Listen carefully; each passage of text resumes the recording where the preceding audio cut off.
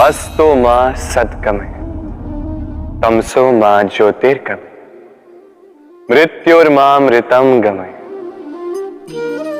कभी आपने सोचा है काला रंग ना होता तो क्या श्वेत रंग आपको भाता? रात्रि का अंधकार ना होता तो सूर्य प्रकाश का अर्थ हमें समझ आता? ये थकान ना होती तो क्या विश्राम का अर्थ हम समझ पाते? ये भूख ना होती तो क्या इन स्वादिष्ट व्यंजनों का अर्थ हम समझ पाते? क्या इन सब का आनंद हम ले पाते? स्मरण रखिएगा, इस संसार में कोई भी भाव या वस्तु बुरी नहीं। यदि आप मानते हैं कि बुरी है तो किसी कारण से ये बुराई आवश्यक है, अन्यथा ईश्वर इसे हमारे संसार में रखते ही। इस बुराई का उद्देश्य है हमें अच्छाई का आभास करवाना, ताकि हम अच्छाई में अपना लक्ष्य साध सकें। इसलिए बुरों से कभी घृणा मत कीजिएगा, ये तो केवल भलाई की आवश्यकता के जनक है। उन्हें भले में परिवर्तित कीजिए, असत्य से सत्य की ओर ले जाए, अंधकार से प्रकाश की ओर ले जाए, मृत्यु से अमरत्व की ओर ले जाइए, किंतु प्रेम के पद से। भय, ये भय सदैव मनुष्य के साथ ही रहता है। कुछ खो देने का भय, जो पा लिया उसे खो देने का भय, अब जिसके हम निकट हैं उसके दूर चले जाने का भय, जो हमारा है हमसे छिन जाने का भय। अब मनुष्य सारा जीवन व्यतीत कर देता है इस भय की छाया में। किंतु क्या कभी आपने ये सोचा है कि ये भय हमें क्यों लगता है? ये भय हमें इसलिए लगता है क्योंकि हम उस व्यक्ति, उस भाव, उस वस्तु को स्वयं से समेट कर रखते हैं। हम स्वयं उसे इतनी शक्ति दे देते हैं कि वो जब चाहे तब हमें छोड़कर जा सकता है, हमें कष्ट पहुंचा सकता है।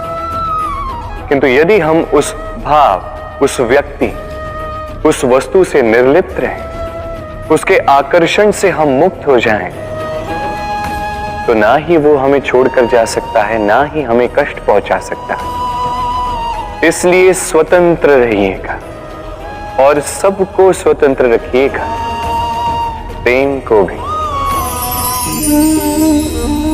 सूर्य की किरणें कितनी दिव्य होती हैं ना, प्रतीत ही नहीं होता कि ये सूर्य रात्र भर अंधकार से जूझ रहा था।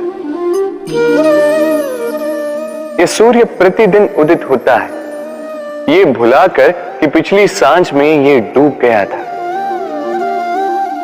फिर से उदित होता है, सारे संसार को प्रकाश देता है। यही अंतर है हम में और सूर्य में। सूर्य बीती को बिसार कर आगे बढ़ता है, हम प्रतिदिन भोर में उठते हैं, वही पुरानी बातों को साथ लेकर चलते हैं, उसी कड़वाहट में स्वयं को लपेट लेते हैं। अब यही बीती बातों की श्रृंखला हमें जीवन में आगे बढ़ने ही नहीं देती। देखिए, यही जीवन है। भूल सबसे होती है, अपयश सबको मिलता है, सबकी यात्रा में असफलता लिखी है, सभी बुरे दिन देखते हैं।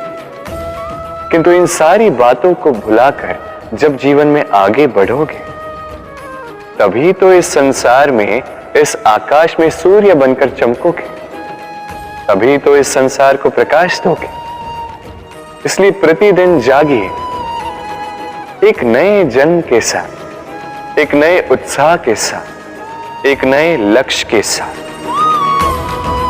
क्योंकि ये बीती बातें आपको पीड़ा देने के लिए नहीं, केवल शिक्षा देने के लिए होती है। संसार में पति पत्नी का संबंध सबसे बड़ा संबंध माना जाता है, और है भी।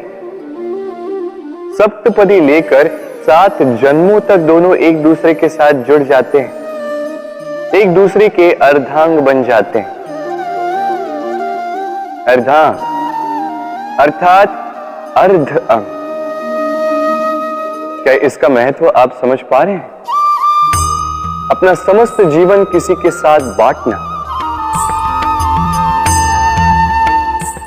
किंतु क्या संसार के सारे पति पत्नी एक दूसरे के साथ अपना समस्त जीवन बांट सकते हैं? क्या इसमें सभी सक्षम रह पाए हैं?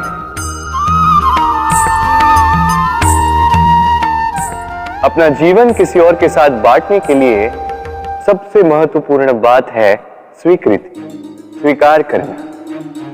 सामने वाले व्यक्ति को स्वीकार करना, उसकी अच्छाइयां भी, उसकी बुराइयां भी। संपूर्णतः रूप से व्यक्ति को स्वीकार करना होगा, तभी ये संबंध बढ़ेगा, तभी ये संबंध और भी सुंदर बनेगा। एक दूसरे के दोष ढूंढना, उन्हें गिनाना, ये केवल और केवल एक ही कार्य करता है, इस संबंध के जीवन का नाश करता है। बस बदले में होना ये चाहिए, एक दूसरे के दोष समझकर उन्हें आभास करवाए बिना उन्हें सुधार देना चाहिए, उनकी कमियों को उनकी शक्ति बना देनी चाहिए। यही तो होता है दाम्पत्य, यही होता है बुराइयों का दमन, और यही होता है गुणों का उदय। सम्मान, संबंध दोनों एक दूसरे के साथ ऐसे जुड़े हैं जैसे दीपक और बाती। ना कोई कम है ना कोई अधिक, दोनों का अधिकार समान होना चाहिए, जैसे पति पत्नी का संबंध। अब इसमें पति का अर्थ स्वामी नहीं, साथी। उसका कर्तव्य है साथ देना, आदेश देना नहीं। और यह संबंध सहकार से बनता है, अधिकार से नहीं। हाथ बढ़ाने से बढ़ता है, उंगली उठाने से नहीं।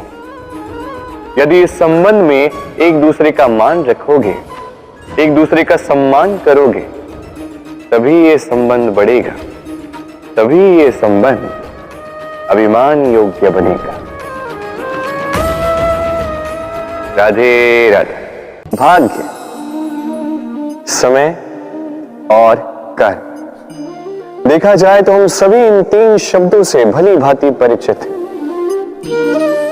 कदाचित हमारे जीवन में हम इन तीनों शब्दों का सबसे अधिक प्रयोग भी करते हैं।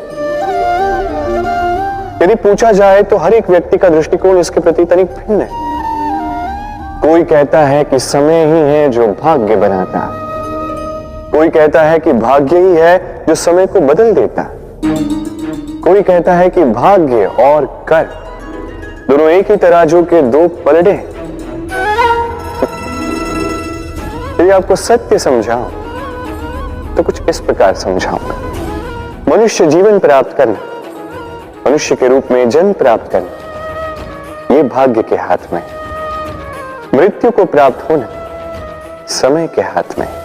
ये दोनों हमारे हाथ में नहीं। किंतु मृत्यु के पश्चात भी सदा सदा के लिए अमर हो जाए, लोगों के मन में बसना, ये अवश्य हमारे हाथ में। और ये हम प्राप्त कर सकते हैं केवल हमारे कर्मों द्वारा। अर्थात कर्म ही है जो सबका आधार है, तो इससे कभी विचलित ना हो। संसार का सबसे घातक प्राणी कौन सा? कोई कहेगा बाघ, कोई कहेगा सिंह, कोई कहेगा सर। नहीं, संसार का सबसे घातक प्राणी एक कपटी मित्र। अन्य सारे पशु केवल आपको शारीरिक हानि पहुंचा सकते हैं, किंतु एक कपटी मित्र आपकी बुद्धि का विनाश कर सकता है, आपके विवेक का विनाश कर सकता है, सोचने समझने की शक्ति को हर सकता है। एक कपटी मित्र आपके जीवन को नष्ट भ्रष्ट कर सकता है। उसमें इतनी क्षमता होती है कि वो आपको विनाश के ऐसे दलदल में ढकेल दे जहां से निकल पाना लगभग असंभव है। और जब आपको सत्य का ज्ञान हो जाता है, तब आप में जागती है प्रतिकार की भावना, जो भी सर्वप्रथम आप ही का विनाश करते हैं। इसलिए जीवन में कपटी मित्रों से सावधान रहें और विश्वास कि विश्वास लोगों पर सोच समझ कर ही कीजिए।